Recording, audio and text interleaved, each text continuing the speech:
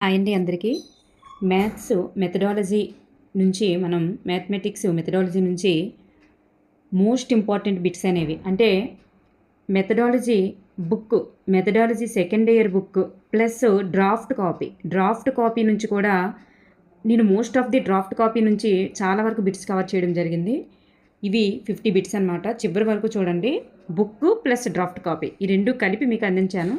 Draft కాపీలోని first lesson and third lesson లెక్కించడం గణించడం దానికి సంబంధించి వస్తుంది. థర్డ్ లెసన్ పరిచయము నిర్వచనాలకు సంబంధించి ఫస్ట్ లెసన్స్ వస్తాయి. ఈ బుక్ నుంచి కూడా మీకు ఫస్ట్ లెసన్ అనేటటువంటిది కవర్ చేయడం జరిగింది. సో చివరి వరకు చూడండి. ఫస్ట్ బిట్ మనం చూస్తే గ్రహాల మధ్య దూరం ఇది డ్రాఫ్ట్ కాపీలోనే ఉంటుంది. అనుపరిమాణం వంటి వాటిని ప్రత్యక్షంగా కొలవలేం అని దృష్టిలో ఉంచుకొని గణితం అంటే పరోక్ష మాపనం, సో ప్రత్యక్ష మాపనం కాదు పరోక్ష మాపనం అని నిర్వచించిన శాస్త్రవేత్త ఎవరు? Option D is right answer. August Comte. Next one, mathematica అనేటటువంటి పదం ఏ భాషకు చెందినది? లాటిన్ భాషా పదం. సంఖ్య రాసుల మాపనాల విజ్ఞానమే గణితం అని నిర్వచించినది ఎవరు? బెల్ల. గణిత శాస్త్రం అవసరమైన నిర్ధారణలను రాబట్టు శాస్త్రం. గణిత శాస్త్రం అనేది అవసరమైన నిర్ధారణలను రాబట్టు శాస్త్రం అని నిర్వచించినది ఎవరు? Benjamin Pierce. గణితానికి సంబంధించి క్రింది వానిలో సరికానిది ఏది? మరి గణితం అంటే సరిసూచుకునే పద్ధతి కలిగి ఉంటుంది. అలాగే గణితం ఆగమన నిగమన హేతువాదంను కలిగి ఉంటుంది. గణితం అంటే స్వీయ స్వీకృతాలు నిబంధనల ఆధారితమైనది. అలాగే గణితం అనేది వరుస క్రమంపై ఆధారపడుతుంది, సో ఆధారపడదు అన్నారు. సో ఇక్కడ సరికానిది ఏదంటే ఆప్షన్ 4 సరికాదు. నెక్స్ట్ వన్, గణితానికి సంబంధించి సత్యనియమం ఏది? గణితానికి సంబంధించి సత్యనియమాలు ఇచ్చారు మనకు అక్కడ, అవి కూడా మనం తెలుసుకోవాలి. సాధికారత అనురూపత నిలకడ ఇది డ్రాఫ్ట్ కాపీలో ఉన్నవే. సో పైవన్నీ కూడా రైట్ ఆన్సర్. నెక్స్ట్ వన్, క్రింది వాటిలో గణిత స్వభావం కానిది ఏమిటి?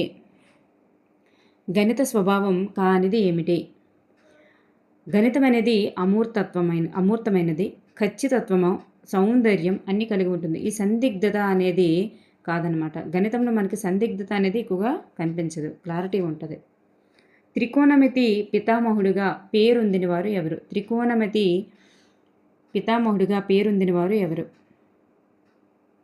హిప్పార్కస్. నిగమన తర్కమును క్రమబద్ధం చేసిన వారు ఎవరు? అరిస్టాటిల్. ఇండియన్ మ్యాథమెటికల్ సొసైటీ మొదటి అధ్యక్షుడు ఎవరు? రామస్వామి అయ్యర్. గణిత సార సంగ్రహం అనే గ్రంథాన్ని తెలుగులో రాసిన వారు ఎవరు? చూడండి, ఇది మహావీరుడు రచించారు. అయితే దీన్ని తెలుగులో రచించిన వారు ఎవరు? మనకి మెథడాలజీ బుక్లో పావులూరు మల్లన అని ఉంటుంది. డ్రాఫ్ట్ కాపీలో విద్వాన్ తెన్నేటి అని ఉంటుంది. నెక్స్ట్ వన్, సమస్యలను గణిత పద్ధతుల్లో పరిష్కరించడం ద్వారా భేదాభిప్రాయాలకు తావుండదు అనే అంశం గణితం యొక్క ఈ లక్షణాన్ని సూచిస్తుంది. గణిత పద్ధతుల్లో పరిష్కరించడం ద్వారా భేదాభిప్రాయాలకి తావుండదు అనే అంశం గణితం యొక్క ఈ లక్షణాన్ని సూచిస్తుంది. ఖచ్చితత్వం. గణిత శాస్త్రానికి హేతువాదాన్ని అన్వయింపజేసి సంఖ్యా విధానాన్ని అర్థమెటికా అని, గణిత విధానాన్ని లాజిస్టికా అని పేరు పెట్టి గణితాన్ని ఘనంగా అభివృద్ధి చేసినటువంటి గణితజ్ఞులు ఎవరు? గ్రీకులు. అర్థమెటికా లాజిస్టికా అనేది. ఇంట్రడక్టియో ఇది ఇంట్రడక్టివ్ కాదు, ఇంట్రడక్టియో అర్థమెటికా అనేటటువంటి గ్రంథ రచయిత ఎవరు? నికోమాకస్. భారతదేశంలో మొదటిసారిగా సున్నాను ఎప్పుడు వాడారు? క్రీస్తు శకం 876లో. పై విలువను ఉజ్జాయింపుగా 3.1416 అని మొదటిసారిగా తెలియజేసినది ఎవరు? ఆర్యభట్ట. ఆర్యభట్టీయంలోని ఏ పాదాన్ని దశగీతికా సూత్రంగా పిలుస్తారు? గీతికాపాదం. గీతికాపాదం. భాస్కరాచార్యుడు ఏ గణిత శాస్త్రవేత్తను గణక చక్ర చూడామణిగా సంబోధించాడు? భాస్కరాచార్యుడు ఏ గణిత శాస్త్రవేత్తను గణక చక్ర చూడామణిగా సంబోధించారు? ఆర్యభట్ట. నేను సంతోషంగా లేనని భావిస్తే సంతోషం పొందడానికై గణితాన్ని చేస్తాను. నేను సంతోషంగా ఉంటే ఆ సంతోషం కొనసాగించడానికి గణితాన్ని చేస్తాను అని అన్నది ఎవరు? ఆల్ఫ్రెడ్ రెన్వి. బైబిల్ తర్వాత అత్యంత ఎక్కువ ప్రతులు అమ్మకం పొందినటువంటి గణిత శాస్త్ర గ్రంథంగా చరిత్ర సృష్టించినటువంటి గ్రంథం ఏది? బైబిలు అప్పట్లో ఎక్కువ ప్రతులు అమ్ముడుపోయింది. దాని తర్వాత ఈ ప్రతులే ఎక్కువగా అమ్మబడ్డాయంట. డాటా అనేటటువంటి గ్రంథం. ఈ ద్విసంఖ్యామానాన్ని అనువర్తించడానికి వీలు కల్పించేటటువంటి బులియన్ ఆల్జీబ్రా, ఇది డ్రాఫ్ట్ కాపీలోనే ఉంటుందండి. బులియన్ ఆల్జీబ్రా చాలా ఇంపార్టెంట్, ఎందుకంటే న్యూ సిలబస్ కొంచెం ఓల్డ్లో లేదు ఇది. బులియన్ ఆల్జీబ్రా సిద్ధాంతాలను ప్రచురించిన వారు ఎవరు? జార్జ్ బూలే. ద్విసంఖ్యామాన వివరణ గురించి తెలిపినటువంటి ఎక్స్ప్లెనేషన్ ఆఫ్ బైనరీ అర్థమెటిక్స్ గ్రంథ రచయిత ఎవరు? ఇది దేన్ని గురించి వివరిస్తుంది అంటే ద్విసంఖ్యామానాన్ని గురించే వివరిస్తుంది. లైబ్నిజ్. సాంఖ్యక శాస్త్ర పితామహుడు ఎవరు? Sir Ronald Fisher. శ్రీనివాస రామానుజన్కు పేరు తెచ్చినటువంటి వ్యాసం ఏది? బెర్నౌలీ సంఖ్యలు. ప్రస్తారాలు సంయోగాల రహస్య వ్యాయామం అని గణితం కళా విద్యను గురించి తెలియజేసిన వారు ఎవరు? ప్రస్తారాల సంయోగాల రహస్య వ్యాయామం అని గణితం కళా విద్యను గురించి తెలియజేసిన వారు ఎవరు? లైబ్నిజ్. ఎన్సిఎఫ్ 2005 ఏపీఎస్సిఎఫ్ 2011 ప్రకారం గణిత బోధనకు సంబంధించి సరి అయినది ఏమిటి? మరి ఎన్సిఎఫ్ 2005 ఏపీఎస్సిఎఫ్ 2011 ఏం చెప్తుంది అంటే పిల్లలందరి గణిత అభ్యసనం ఆనందంగా జరగాలని చెప్తుంది. గణితం నేర్చుకోవడం పిల్లల హక్కు అని చెప్తుంది. నేర్చుకున్న జ్ఞానాన్ని నిత్య జీవిత సందర్భంలో సమర్థవంతంగా వినియోగించుకోవాలి అని చెప్తుంది. సో ఇవన్నీ కూడా చెప్తుందన్నమాట. నెక్స్ట్ వన్, విద్యార్థులు అంకెలు, సంఖ్యలు, సంఖ్యాభావన, చతుర్విధ ప్రక్రియలు అభివృద్ధి పరుచుకునేలా చేయడం అనేది ఈ గణితంలోని ఈ విలువ యొక్క ముఖ్య ఉద్దేశాన్ని తెలియజేస్తుంది. ప్రయోజన విలువ. గణితం ఒక ఖచ్చితమైన హేతువాదాన్ని కలిగి ఉంటుంది. ఖచ్చితమైన హేతువాదాన్ని కలిగి ఉంటుంది అనేది ఈ విలువ యొక్క ముఖ్య ఉద్దేశ్యం. క్రమశిక్షణ విలువ. జ్యామితి నియమాలు, సౌష్ఠవం, నిష్పత్తి, అనుపాతం అనునవి ఈ విలువకు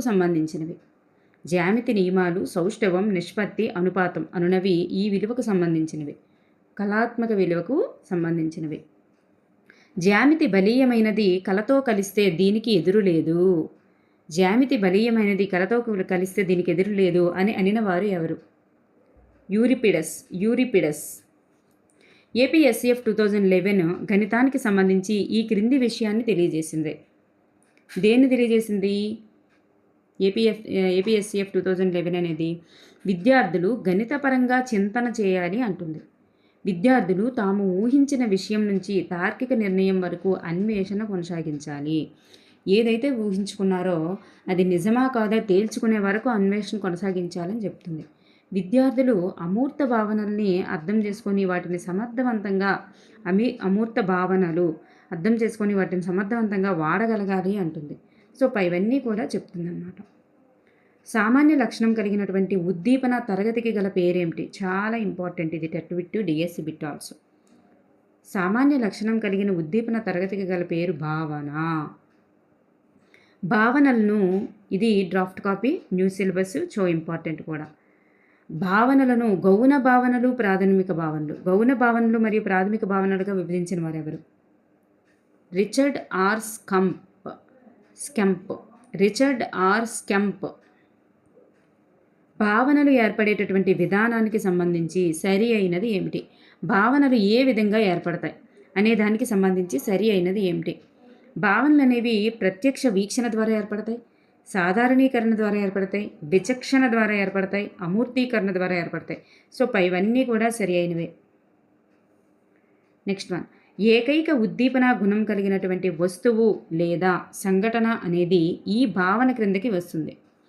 ఏకైక ఉద్దీపన గుణం అనేది సరళ భావనల కిందకి వస్తుంది అన్నమాట. సరళ భావనలు ఒకే ఒక్క భావనకు సంబంధించినవన్నీ కూడా, ఒకే ఒక ఉద్దీపన గుణానికి సంబంధించినవి సరళ భావనలే.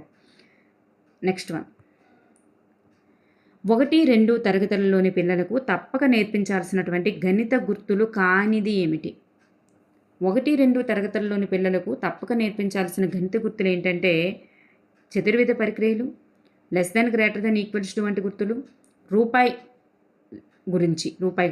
సో ఏఎం పిఎం అనేవి 3, 4, 5 క్లాసెస్కి నేర్పించాల్సినవి. సో కానిది ఏదంటే ఆప్షన్ 1 అనేది కాదనమాట. నెక్స్ట్ వన్, గణిత విద్య యొక్క ముఖ్య ఉద్దేశ్యం.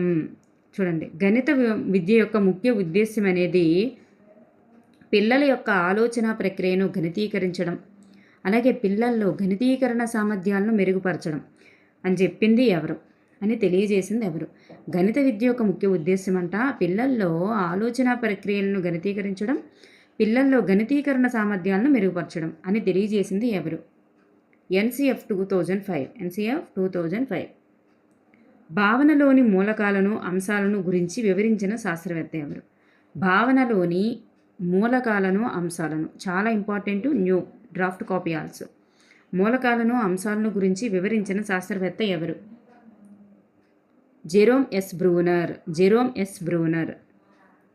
బ్రూనర్ తెలియజేసినటువంటి భావనలోని మూలకాలకు సంబంధించి సరికానిది ఏది? బ్రూనర్ తెలియజేసిన భావనలోని మూలకాలకు సంబంధించి సరికానిది ఏది?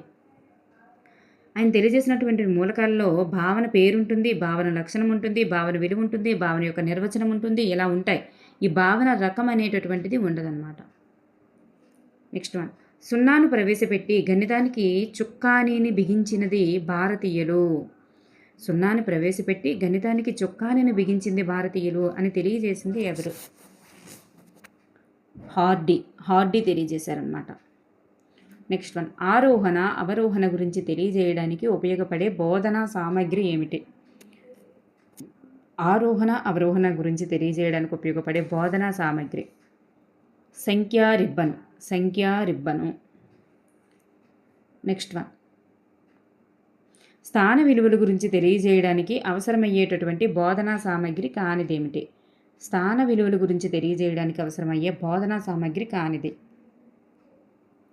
పరమపద సోపానం. ప్రతి వ్యక్తి తాను ఏ పరిస్థితుల్లో ఉన్నప్పటికీ ప్రత్యక్షంగా కానీ పరోక్షంగా కానీ గణిత జ్ఞానాన్ని వినియోగిస్తున్నారు అనున్నది దేనికి చెందుతుంది? ప్రతి వ్యక్తి తాను ఏ పరిస్థితుల్లో ఉన్నప్పటికీ ప్రత్యక్షంగా కానీ పరోక్షంగా కానీ గణిత జ్ఞానాన్ని వినియోగిస్తున్నారు అనున్నది దేనికి చెందుతుంది? ఇది ఒక ప్రయోజన విలువ. పూసల చట్రం యొక్క ఉపయోగం ఏంటి? పూసల చట్రం అనేది స్థాన విలువల్ని గణింపజేయడానికి ఉపయోగపడుతుంది. స్థాన విలువల్ని గణింపజేయవచ్చు. పరిస్థితులకు అనుగుణంగా ఫలితాలు మారేటటువంటి అవకాశమే లేదు అనే అంశం గణితం యొక్క ఈ స్వభావాన్ని సూచిస్తుంది. పరిస్థితులకు అనుగుణంగా ఫలితాలు మారే అవకాశం లేదంటే ఫలితాలు మారవు అని గణితం యొక్క ఈ స్వభావాన్ని సూచిస్తుంది, అంటే ఖచ్చితత్వాన్ని సూచిస్తుంది. విద్యార్థి తాను పొందినటువంటి గణిత భావన తమ ఇంటి వైశాల్యం మరియు చుట్టుకొలత కనుగొనుటలో వినియోగించుట. తాను పొందాడు ఒక జ్ఞానము, ఆ జ్ఞానం ఇచ్చేశాడు, తన నిత్య జీవితంలో ఉపయోగించాడు. ఇది ఏ విలువకు చెందుతుందంటే ప్రయోజన విలువకు చెందుతుంది. వ్యాయామ ఉపాధ్యాయుడు క్రికెట్ ఆడడం గురించి చెప్పినప్పుడు ముఖ్యంగా ఈ 2 సబ్జెక్టుల మధ్య సహసంబంధం ఏర్పడుతుంది. బై మిస్టేక్, కానీ ఆన్సర్ గణితము, వ్యాయామ విద్య. గణితం వ్యాయామ విద్య. రస్సెల్ వైట్హెడ్ ప్రకారం గణిత భావనలు ఏర్పడడానికి గల కారణం ఏమిటి? రస్సెల్ వైట్హెడ్ ప్రకారం గణిత భావనలు ఏర్పడడానికి కారణం తార్కిక నిర్మాణం. ప్రయోగాలు, పరిశీలనలు నిజాయితీగా జరపాలి అనే అంశాన్ని కలిగి ఉన్నటువంటి విజ్ఞాన శాస్త్ర విలువేంటి? నైతిక విలువ. Last and final bit. ఉదాహరణకు 2 పుస్తకాలను చూడగలుగుతాం, కానీ దానిలో 2 అనే దానిని చూడలేం. ఉదాహరణకు 2 పుస్తకాలను చూడగలుగుతాం, కానీ దానిలో 2 అనే దాన్ని చూడలేం. క్రింది వానిలో ఈ భావనకు సంబంధించి సరి అయినది ఏమిటి? అంటే 2 అనే దాన్ని చూడలేం కాబట్టి ఇది ఏ భావన అవుతుంది? అమూర్త భావన అవుతుంది. ఓకేనండి, ఆప్షన్స్లో అమూర్త భావన right answer. Thank you everyone. Next exam కోసం ప్రిపేర్ అవ్వండి.